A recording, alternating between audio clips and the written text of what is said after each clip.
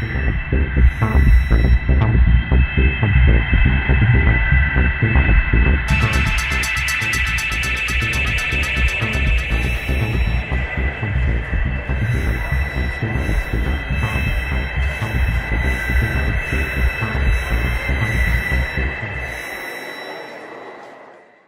I'm Mark Loftus, Senior Editor of Post Magazine, and I'm here in Las Vegas for NAB 2015. And here at the Post booth, I'm joined by, and it's a real pleasure to have you, Jesse Averna, Jesse, multi-Emmy Award-winning editor, working on Sesame Street, going into your sixth season now. Thanks for joining us. Thank you. Yeah, I appreciate it. Now, I mean, obviously you have a very successful career as an editor, but you're also involved on the social media side of the post-production business. Let's talk a little bit about PostChat.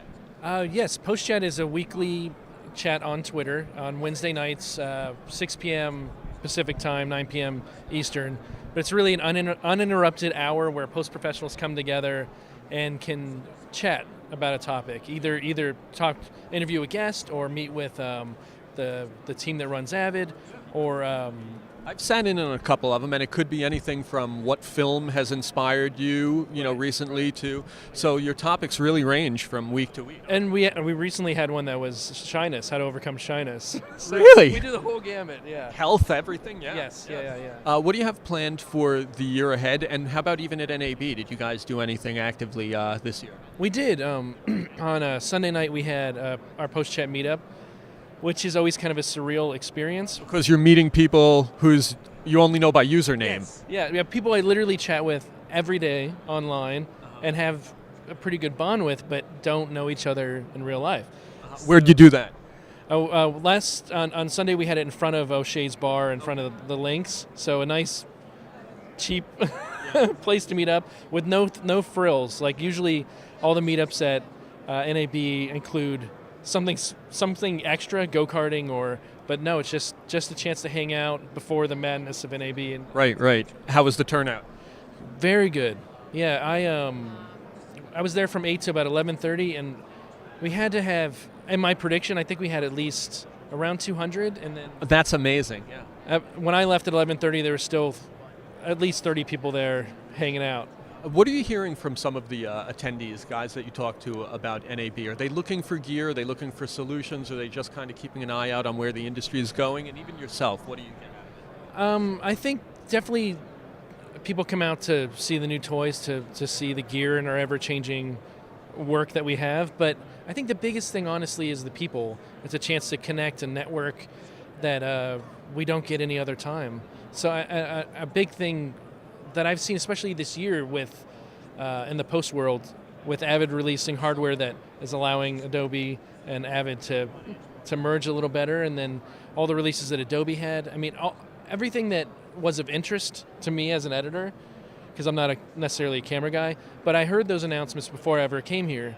So really coming here is getting a chance to see it in person, but to talk with people and to meet and to network and to have a chance to sit down and have a drink with someone that I normally wouldn't get to, someone I admire. Yeah. Right. And it seems this year, every year it's very competitive, but is this year the editing, the NLE business more competitive than ever? You're an Avid editor, but you're checking out the Adobe stuff. Right. Yes. And I think there's been a kind of a change of course. It's been happening gradually, but this year more than ever, it's about the user.